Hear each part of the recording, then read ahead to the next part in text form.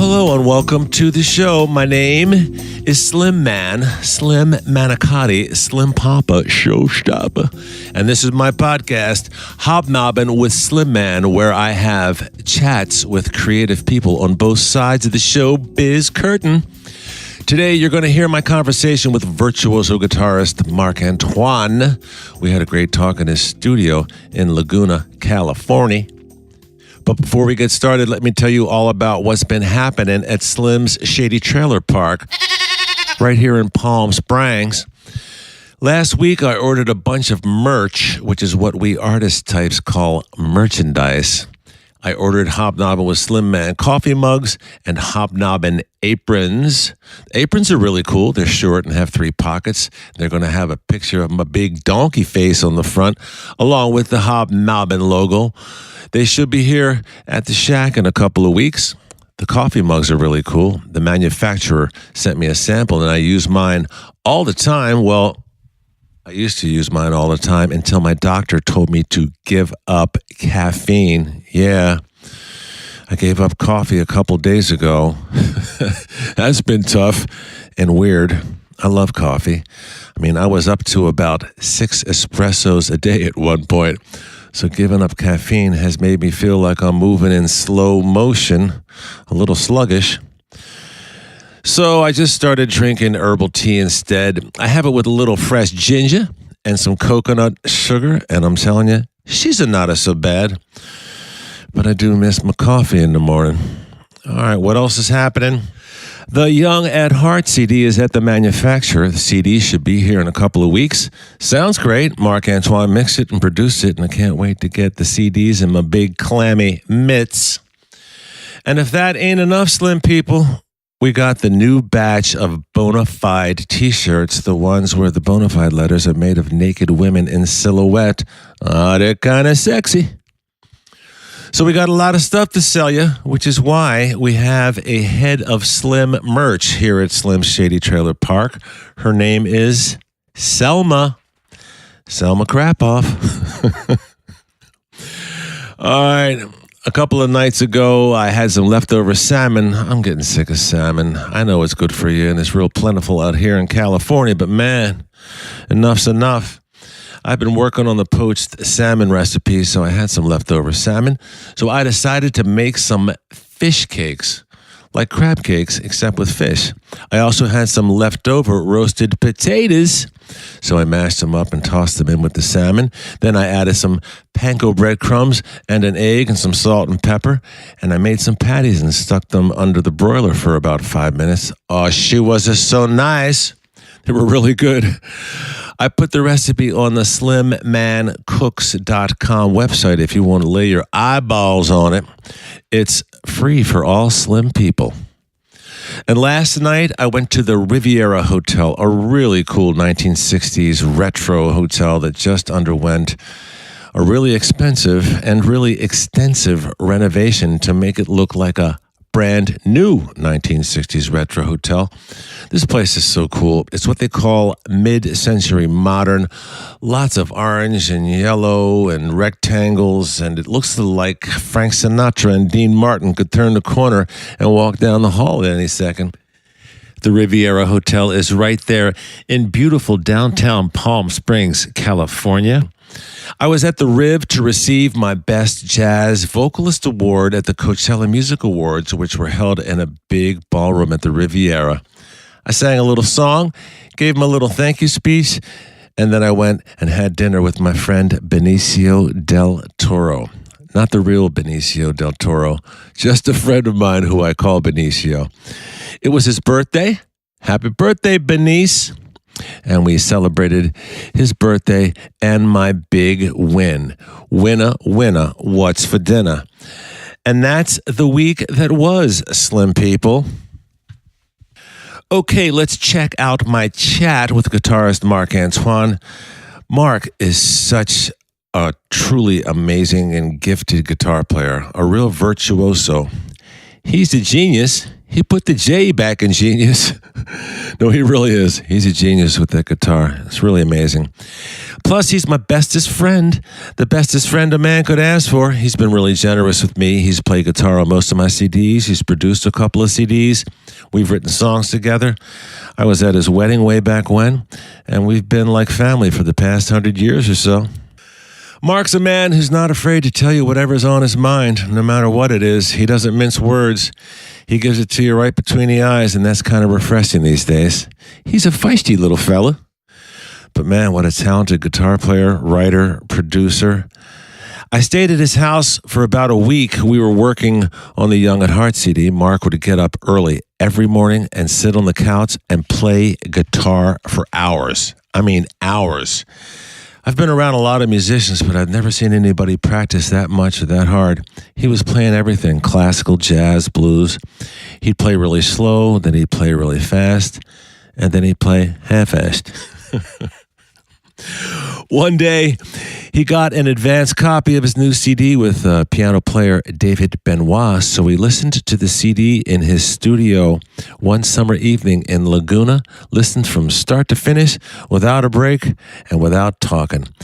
The CD is called So Nice, and she's a sounded so nice. After we finished listening, we opened a bottle of wine and we started chatting. Keep in mind, there are a few F-bombs in this chat, not a lot. They're not gratuitous. I was just using them when I was quoting somebody, so put the headphones on if there are small childrens around. So here it is, ladies and gentlemen, slim boys and girls, my conversation with guitar wizard Marc Antoine.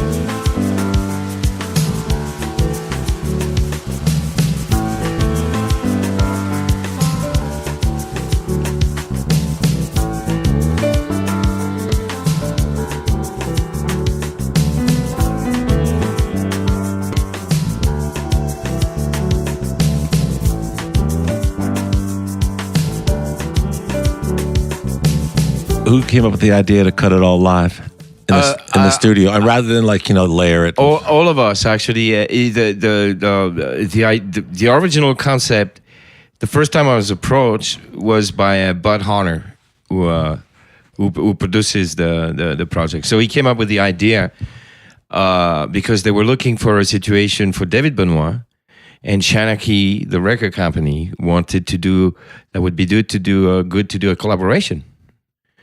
And so they thought of me. So I was, that's great. And plus, we've known each other since '98, and we've been introduced to each other by Tommy LiPuma on another job.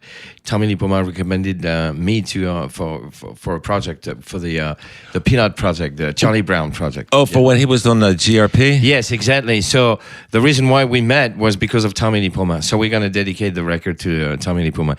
And I think if Tommy LiPuma would have produced the record, it would have probably sound pretty much like it is now. Yeah, it does have that flavor. Yeah. So when did Tommy LiPuma pass? It was about a month ago. Yeah, a couple months ago. Yeah, a month, maybe two. Yeah, maybe you're right. Yeah, he had some. Well, he was big with you. I mean, he was like a big fan of yours, right? Didn't he like want you, like just like carte blanche, like offer you a deal? Like it's funny sometimes, especially at the time back in the '90s, it was very different than what we have now. And so I was like, well, I'm taking a break from everything, like a sabbatic kind of thing, just over like a couple of small disagreement with a record company or whatever.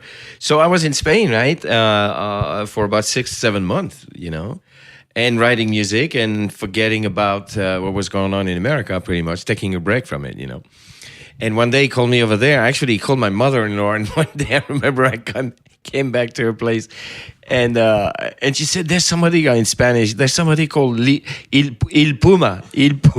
So there's also a singer over there called Il Puma in Spain." So I was like, "Well, that was strange. That guy doesn't know me. How come he's calling me already? I'm just here for a few weeks, right, or a few months." And no, it was Tommy LiPuma calling me, and he says, "He's on word. Get your ass back here." So he called you. You called him back. Yeah. And just like that. And then I was back in the States and in New York 3 days after that. We signed the deal, and With GRP. With GRP, yeah. Back in 98, 97, 98, yeah. Yeah, well, he was coming off. Great He was years. coming off. Well, the George Benson Breeson happened, way back when. But he was just coming The off. on-Broadway thing, the breathing, and Barbara Streisand, Diana Krall. Diana Krall, he had two big back-to-backs. It was Tommy LiPuma, Al Schmidt combination, the duo, the killer duo. Yeah.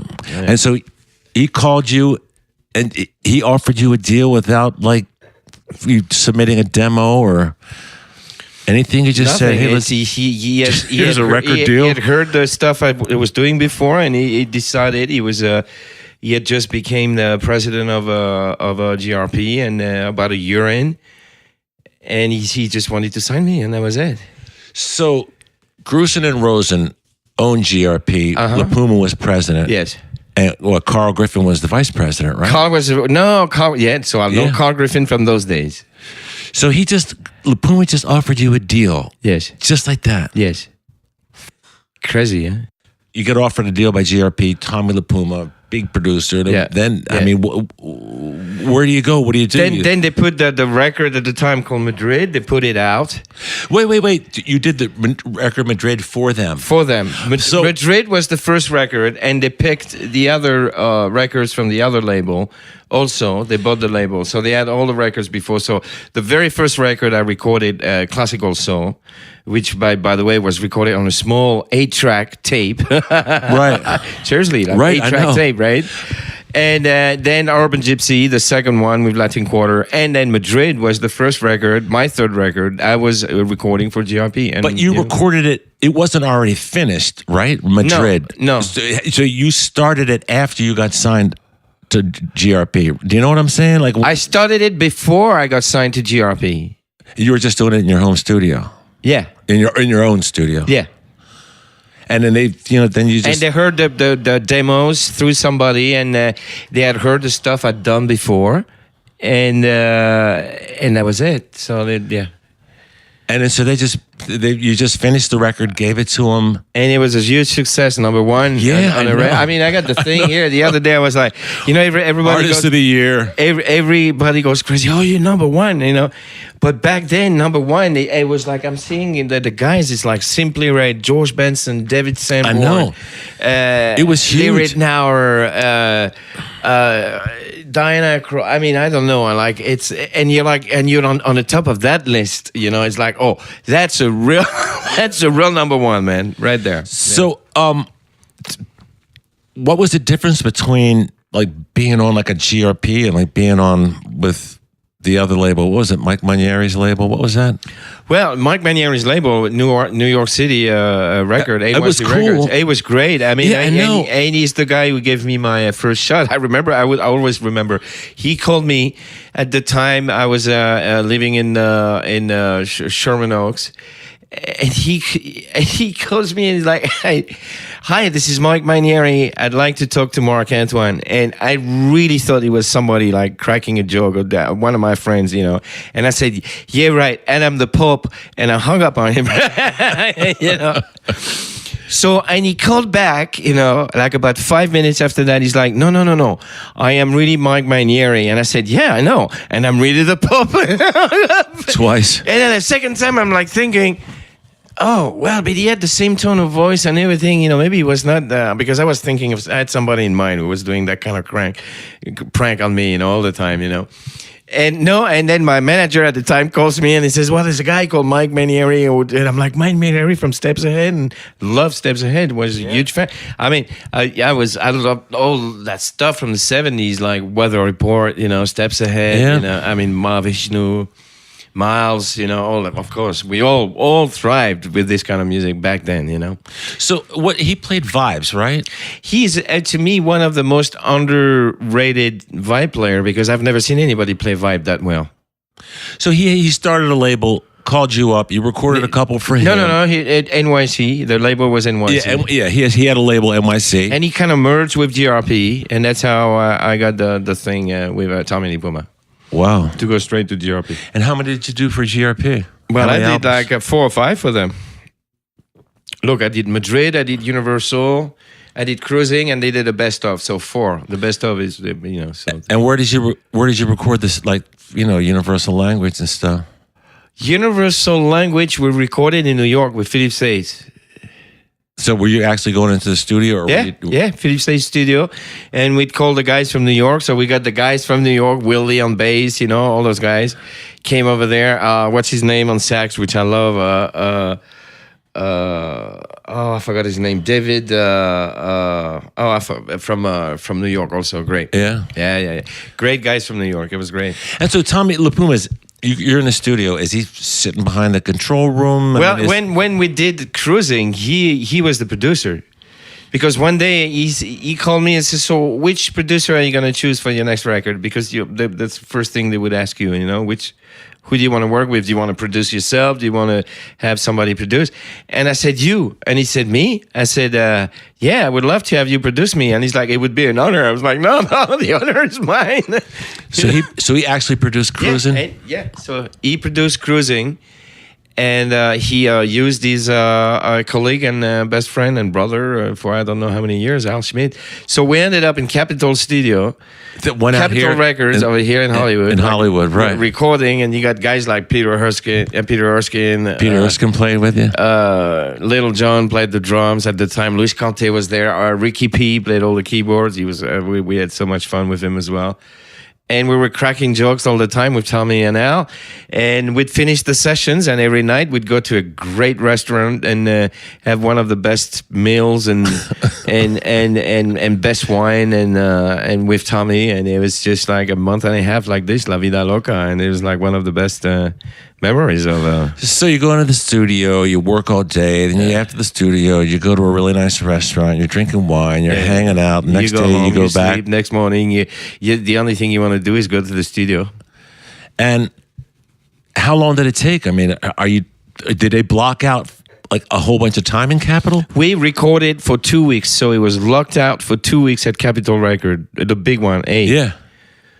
Or B. I think B is the big studio, right? B is the big one. So all locked out in there for 2 weeks. 2 weeks. Yeah. And then after that, Al locked his room, pretty much his room. He's got his, for the mixing, amazing mixing room. And so you did Cruising, and then you did the best of.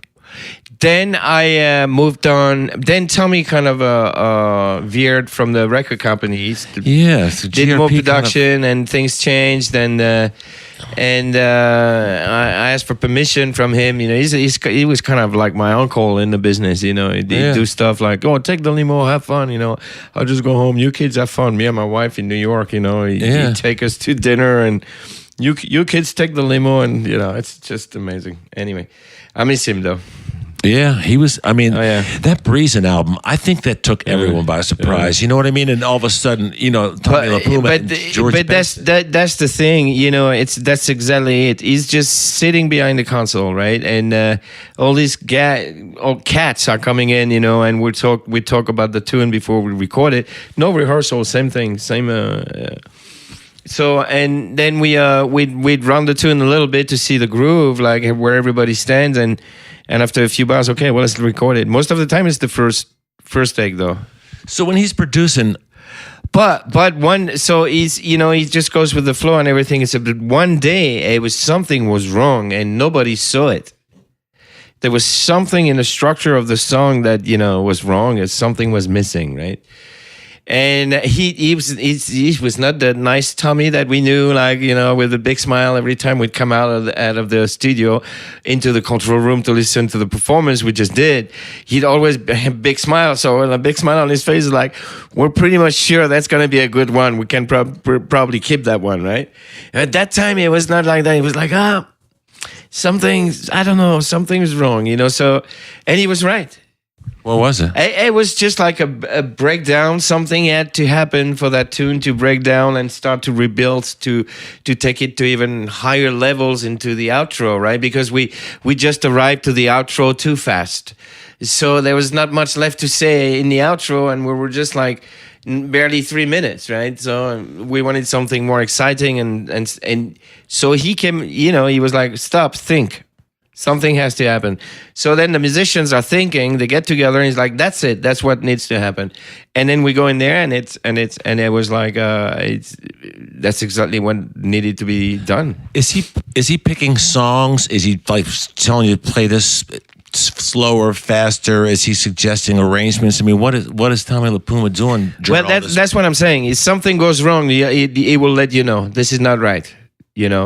So he will pick the musicians, so he knows that with those musicians, when they're going to start playing the song, he's going to be pretty much ballpark where he wants to hear the music, right? You call like one bass player versus another one because you hear it's going to be sounding different for one song, and the other guy, the other guy would be better for a pop song, the other guy would be better for a ballad, Yeah.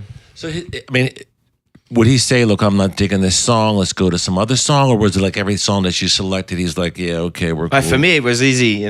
Pretty much every song I selected, he liked. Yeah? Yeah, it was a piece of cake, I have to say. So you wouldn't actually say, like, let's try a little faster, let's try it slower, let's, we need a pop song here. Yes, a couple of times it was like tempo issues.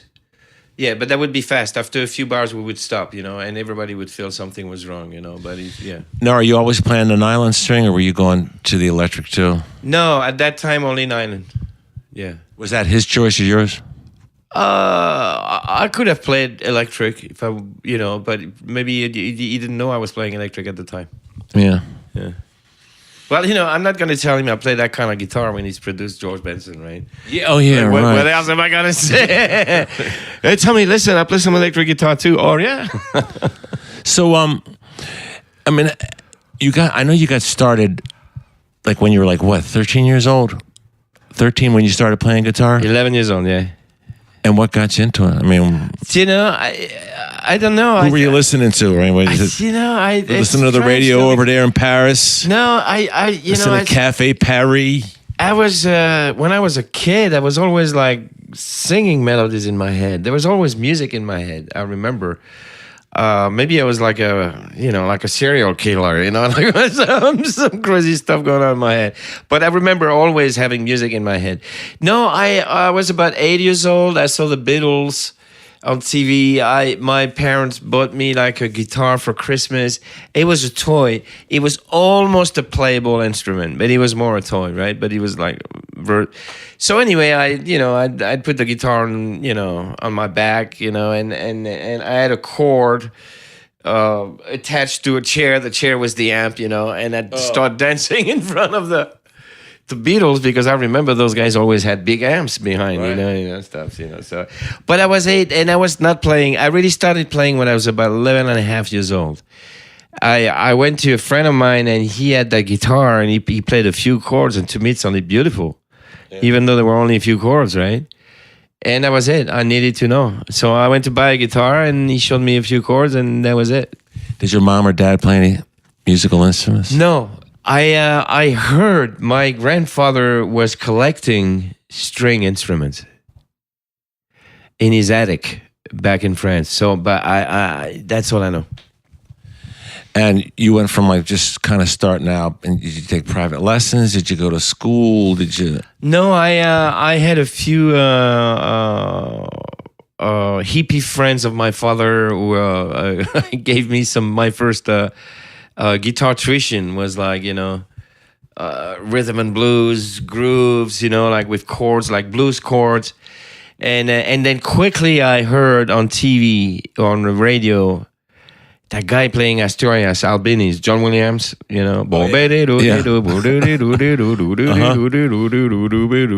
was like, wait a minute, you can do that with a guitar? And that was it. And that's what I wanted to do. So I started working in that direction. So you're 11, 12, 13. So let's say 12, 13, 14, 15, intense into the classical. It's a classical music. Classical, getting to 17 and a half, 18, like pretty high, ranking in the classical world. Yeah. So like who's listening to you? I mean, who are you playing for? Are you playing for teachers? I'm playing for teachers. I'm playing for exams at the end of the year. I'm doing like a few competitions here and there. In Europe, in Vienna. I went to Vienna. I was 16 and a half years old. In Paris for Radio France, I did a few things. But then I was also, when I was 16 and a half, that's when I really started loving jazz and other styles of guitars, which was like a big fight with the teacher. It's like, what are you doing? You're killing your classical guitar technique. So when you say jazz, like who were you listening to? Like when you say you got influenced, Keith Jarrett. Keith Jarrett, yeah, a piano player. The Cone concert, Bremen and Lausanne, right. when that solo thing brilliant. Was kind of a transition to jazz. A friend of mine bought me a CD, a vinyl, a real record of Baden Powell from Brazil. He was like one of the. I played you some stuff. You did. He's like classical guitar, Brazilian jazz. He's right there in the middle, So that kind of, for me, was the big transition. From there, everybody else, the Joe Pass, Pat Martino, George Benson, a little later. So, you went to the conservatory, the Paris Conservatory. Yes. And how long did you stay there? I stayed there until pretty much when that thing happened to my hand, my accident, when I was 19 and a half. Yeah, 19. Yeah. And when did you start?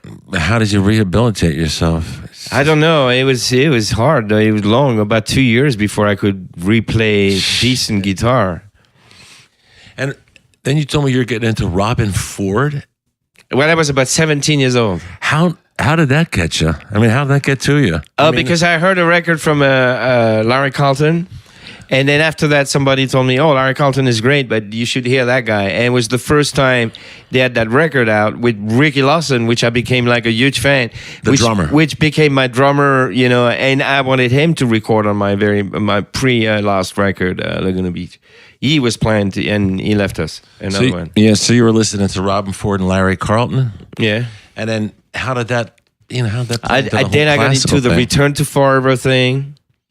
So you listen to John McLaughlin and stuff? Yeah, McLaughlin. I was listening to are you comping this stuff? Or are you trying to I was comping some of the stuff, and before my surgery here, I had so much hand facility. So for me, it was really easy to play as fast as Al Di Meola or John McLaughlin. Easy. So you're listening to Di Meola, McLaughlin, and playing all that Straight stuff. ahead jazz. I'm listening to Coltrane. I'm listening to Keith Jarrett. I'm listening to classical music. I'm listening to African music. I get into Paris. I start playing into the African scene as well. All kinds of stuff happened, from then on.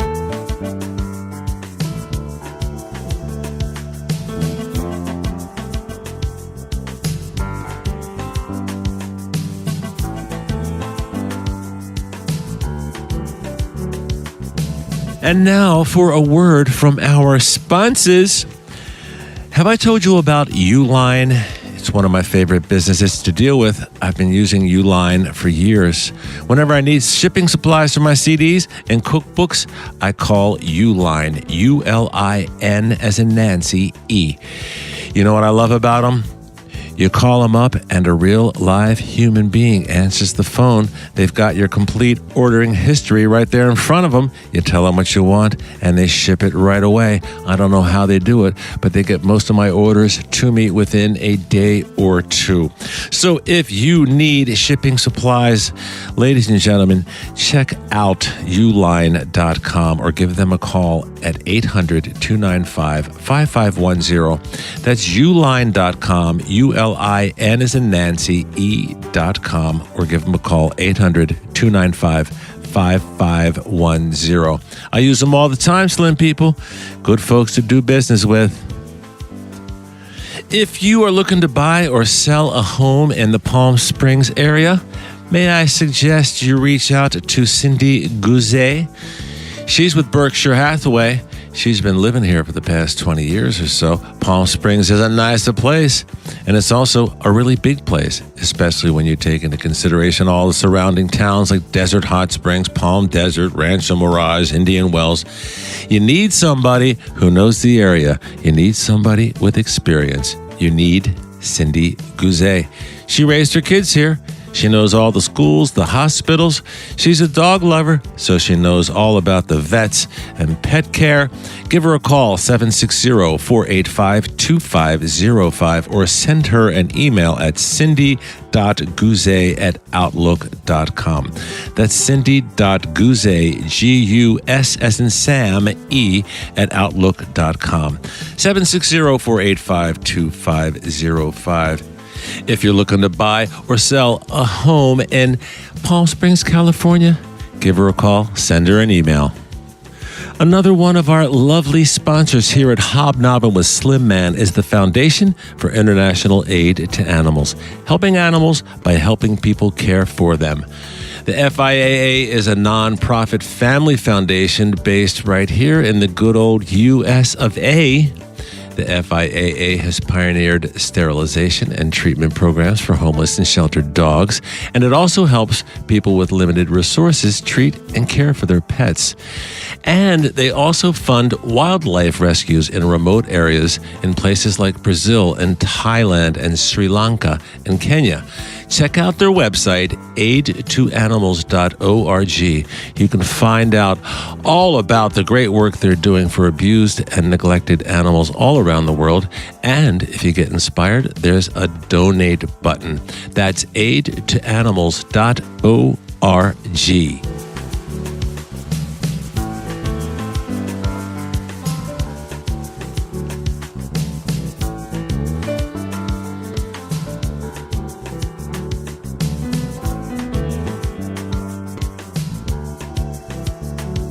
Do you remember the first time I met you? Oh no, not that story again.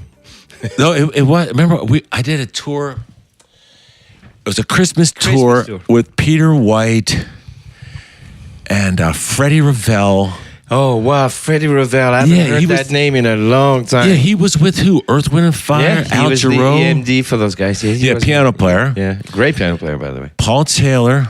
The very unique saxophone player. And then we did another tour. Wait, so we're playing at some train station. Yes, in Los Angeles. Union Station. Yeah, we were playing like in a train station. Yes. And you came up and you started playing. Remember? Did I play? Yeah, you came up and you started playing with me and Peter, and we're doing some Christmas song. A couple of months later, Steve Reed, the percussion player that used to play with the Rippingtons, he called and said, "Do you want to do a..." What was the name of the package? I don't know, but I remember Jazzatopia. Jazzatopia. And he had that girlfriend, the Peruvian princess. Yes.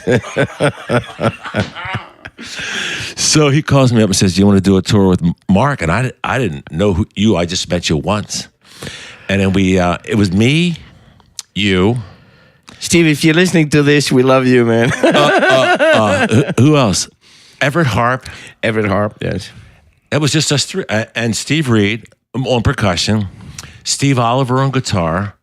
I see Everett a lot, lately, and every time we spoke about those. Dave Kohansky on keyboards, who has a tune on the new record I did with David. Dave Kohansky wrote a beautiful song. It sounds kind of like he's so good. The Yellow Jackets. It's got that Yellow Jacket vibe to it. He played keyboards. He was playing with he went on to play with the Rips, or just got finished. No, he was the keyboard player for the Rippingtons. This is why he left to where he was living back. I think he was from Midwest. Yeah.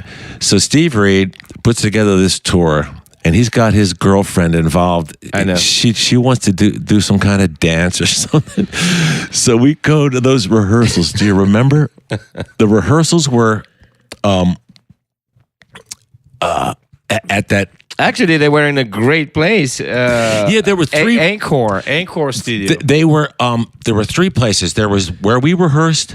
Next door is where they were making the stormtroopers Star Wars uniforms with the plastic things, and they were all hanging out, like hundreds of them, hanging out on racks in the sun. Stormtroopers outfits, right? Yes. And then across the hall, or across the alley, was Fleetwood Mac. I just played it. You would see Bonnie Raitt over there rehearse. Right.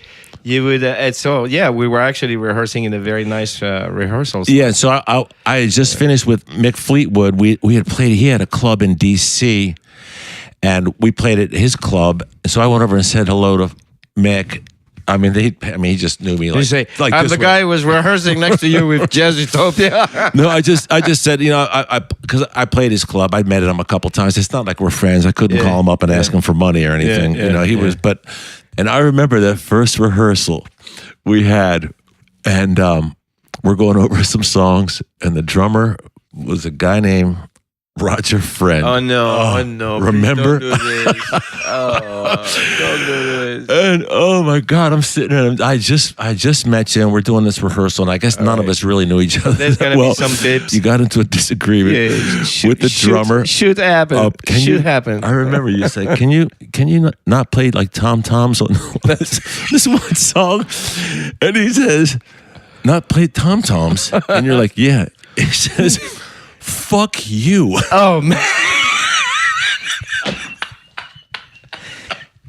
And there goes the podcast. And then you said, "Fuck me," right? And then you start charging to him, man. And I've got you in a fucking headlock. And the next thing I know, we had a new drummer. And a very good one. What was his name? Stevie D, and the killer one. Yeah, he was good. Oh, he's a killer one. He was great. Oh, yeah. And then we go out and we did that tour. And you and I don't know what happened. We became like the best of friends, like immediate. Yes, it was like immediate. It was like, and then you had just met a girl. We were on tour, and you were pining over this gal, and you were telling me this story about how you met. You had gone over to Spain because you had a couple of big hits over there that they had done remixes, like I call them disco remixes. Dance disco remixes. And you told me that you went and did a TV show, and they had like the dancers, not like strippers or anything, but like solid gold dancers, dancing with the stars. In Europe, in a lot of shows, you got like somebody comes and perform, and they have like a couple or four chicks or four chicks, four guys. And Rebecca was looking at me, I was looking at her, and then after that... So you didn't look at the camera because you're looking at her? I'm looking at her. So you were kind of... So I'm psyched. You got the thunderstrike like Michael Corleone. I'm psyched Godfather because like it's hurting my psyche. Right. I'm psyched. Right. But I'm side off I'm off track too, right? Right. So you're doing your song, you're trying to play it note for note.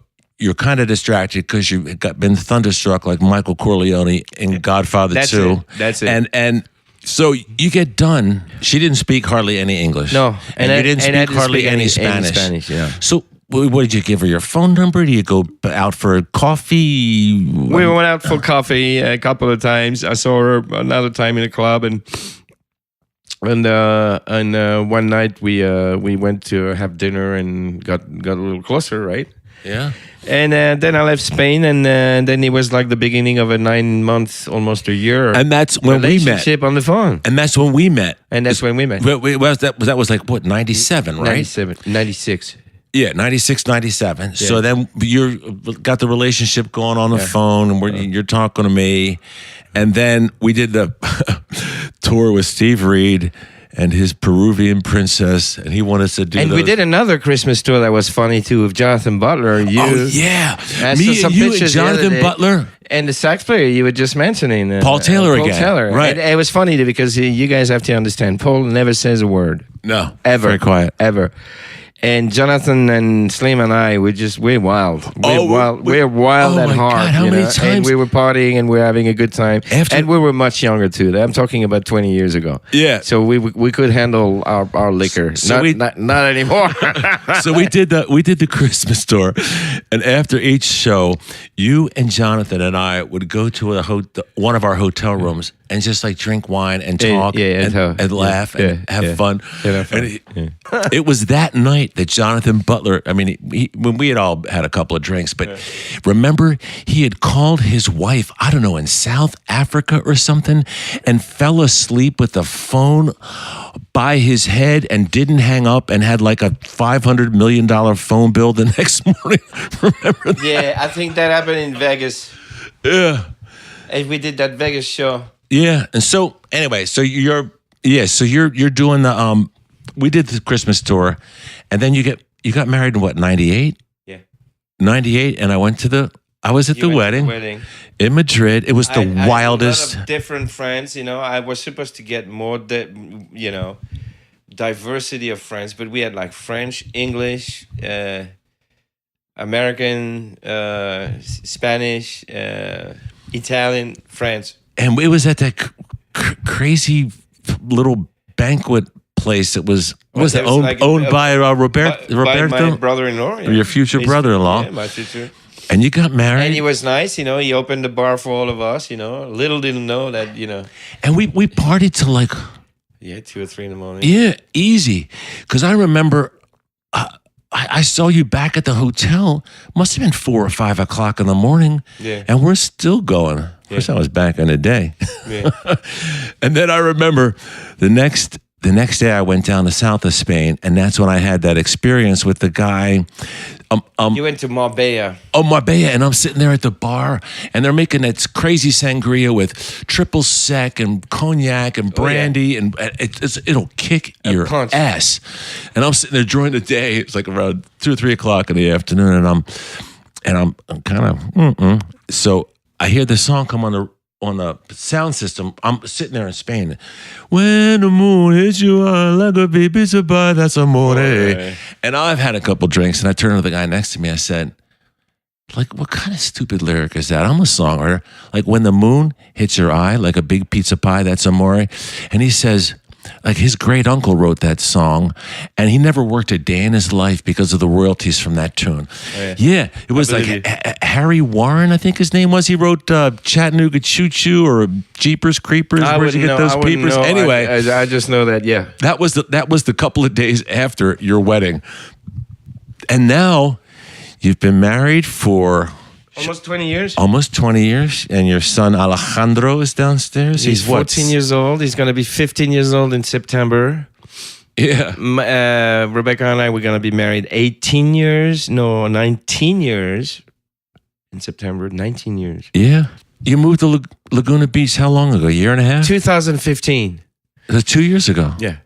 And 2.5. Not even 2.5. You just... We lived in a house for 2 years, which was great, but the situation for my studio was not. The room was hot, small, and everything. So we found another house. It's nice. We're in the studio talking right now. Yeah. It feels good.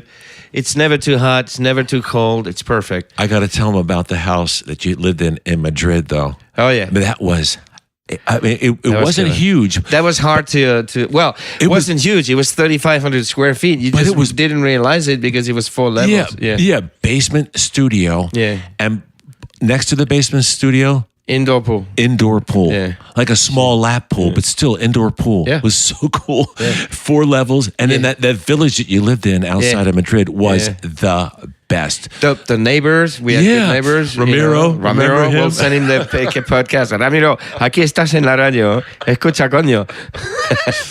We send him the podcast, right? Yeah, we will. So, you decide to come to California because life is great in Spain, and it's like I had a lot of fun for the first few years, but most of the work is on that side of the planet, On this side of the planet. I mean, on this side, the side we're on right now. In the United States. Yeah, so I, my wife and I, we saw that it was like difficult to keep going the way we were going. I mean, it was a lot of traveling. I know, and that traveling, I remember talking to you. It was. I mean, you were talking about coming there 1 year, and I'm sure you felt it.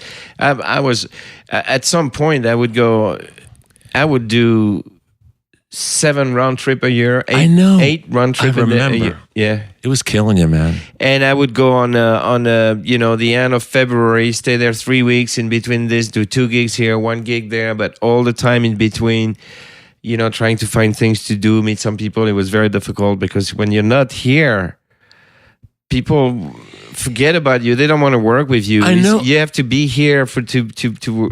Isn't it strange when you're in your hometown? They don't recognize you. They don't book you. Like, when I was in Baltimore, I didn't get nothing. Yeah. I move out here, I'm working all the time. You're in Madrid, it's hard to get gigs in Europe. And now that you're over here, you're working all the time. It's kind of strange the way that works out, Yeah. Well, and the other way also is strange because now I understand why my wife was always telling me, don't tell anybody you live in Spain. And I was like, why? Yeah. I love Spain. I want to show the world I live here, right? So no, don't tell them. And it's true because when you live here and they want you over there, they cherish you so much from coming from here. Yeah. From the States. Right. But if you're the same guy living over there, all of a sudden you're not interesting anymore. Yeah, but since you've been here, think about it. You've got a new CD, Laguna Beach. You just finished the David Benoit CD. That's another CD. Which is just, it's just amazing because it's great to hear 4 musicians playing in a studio live together. Yeah. What was the difference between like doing Laguna Beach and what are you going to call the new CD with David Benoit? I think it's called So Nice. What was the difference for you between like doing Laguna Beach and doing? Well, the prep work was like a few weeks, writing songs. I wrote half of the record though. So how long? So he says, let's do a project together, and you start writing songs. And how long did it take you to finish? 2-3 months to write the songs, to say, okay, I want to do this song, that song, then shot it, then send it to the musicians. Then from the time we were in the studio, 3 months, 2-3 months. And how was it when you go to record in the studio? Are you working things out there, or are you just kind of are you in eye contact? We demoed our stuff roughly. Me and David, we demoed our stuff, so the musician could hear it. And on the demos, we made sure that we the count of structure, the count of bars, for solos. Before the recording, we'd say, okay, well, instead of doing 16 bars here, we're going to do 32 bars here. Then we'll do the theme again, so it could be A or B, and so we'd talk about that, to accommodate the players, So you block out the studio for what, 2 days? Yeah, 2 days. And while you're in there recording these songs, because we just finished listening to the CD, and I got to tell you, it's wonderful. I love you, but I love the stuff you do. But this is really, I love it when it's microphones in the studio, guys playing live. It sounds like the 60s, 70s. Yeah, it sounds like a 70s like CTI recording, or like the Joe Sample, like Rainbow Seeker kind of stuff. Yeah. So you're in the studio. Are you in eye contact with these guys? Are you like going like bring it up, bring it down? Like, how did you come up with? We have our own mix. We have our own mix to pre-mix. We're on everybody in their own space. We have cameras, so we can see each other with cameras and stuff like that. But more than that, we were seriously listening to each other well, more than the visual contact. I think everything that happened on the record was from hearing contact. Yeah, but so you like that one ending with where you kind of came up with that. Are you looking at? No, looking at it's like it's complete magic right there. You're just doing it. We just felt it was right. You're not pointing to the bass player going, "Shut the." No. So it just happened. Yeah. Without visual contact, just listening to it with headphones. Yeah. Now you guys are in isolation booths. You're not all playing in the same room together. It's half into isolation, but in the same room. Yes. So all this stuff happened without visual, without eye contact. Some of it without visual. Yes. I couldn't see the drummer. You couldn't? No. So how did you come up with all those dynamics and stuff? It just happened.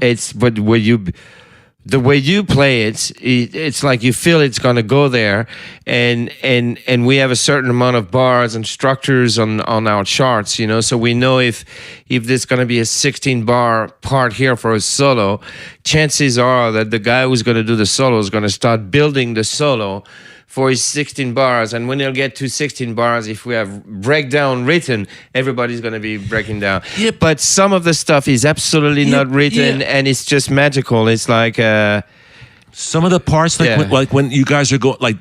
Well, that's the beauty of jazz, though. That's why this record is almost not very much smooth jazz in a way. It's like more jazz than smooth jazz. It doesn't sound like smooth jazz, but I guess what I'm trying to say is like there are parts on this record that we just finished listening to it. We're in Mark's studio. There are parts in this record where it's like David Benoit will start playing a little riff like and you'll start doing the same rhythm, and then the drummer will pick it up and the bass player will pick it up, and that's all just that's just kind of off the top. But because it's a solo, it's obviously not a part. Yeah. It's a solo and they're just picking that up and doing it. Conversation. A jazz conversation. Conversation. All right. Well, it's been a nice conversation with you. Nice conversation.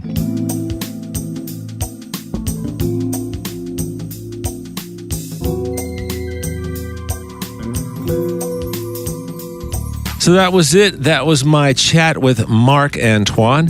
His new CD with David Benoit is coming out soon. It's called So Nice, and you should check it out because she's a sounded so nice. It really is good. Anyway, Marc also has his Laguna Beach CD, which he released back in January.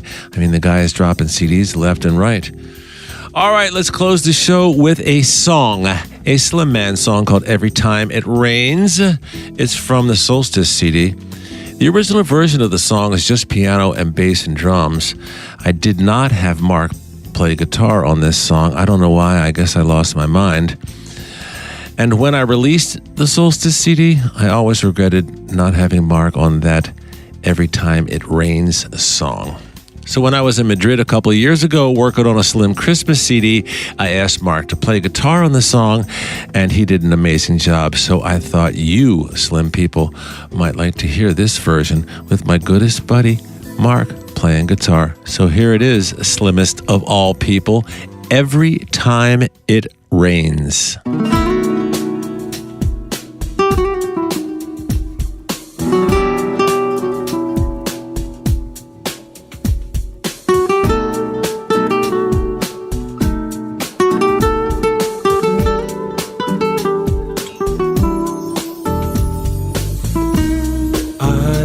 So hard to forget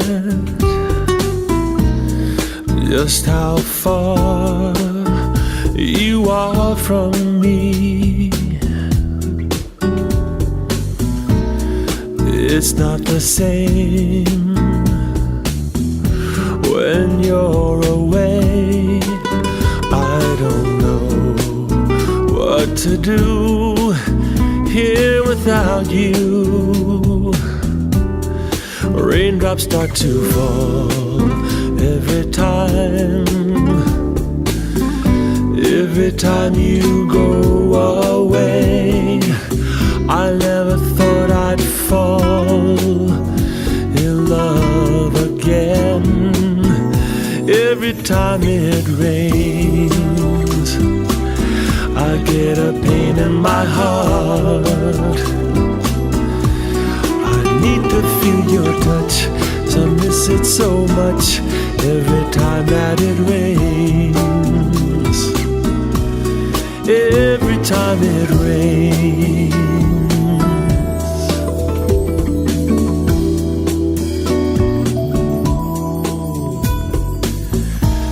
It's been so long it seems since I've seen the sun shining down on me. Ever since you've gone, I can't believe just what you mean to me. I never thought I'd fall in love again. Every time it rains, I get a pain in my heart. I need to feel your touch, 'cause I miss it so much every time that it rains. Every time it rains.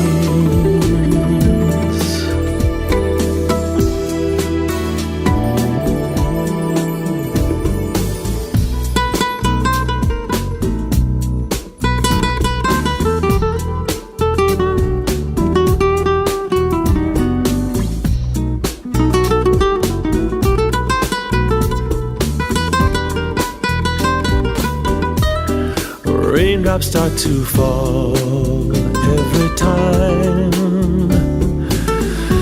every time you go away. I never thought I'd fall in love again.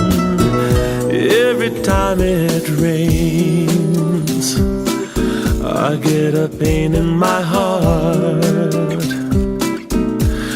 I need to feel your touch, 'cause I miss it so much every time that it rains.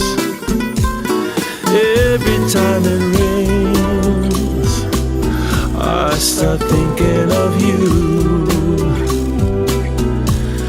The first night that we met, I'll never forget. Every time that it rains, every time it rains, I get a pain in my heart. I need to feel your touch, 'cause I miss it so much every time that it rains. Anywhere you are, that's where I wanna be. From the mountains to the sea, I just wanna be anywhere that you are.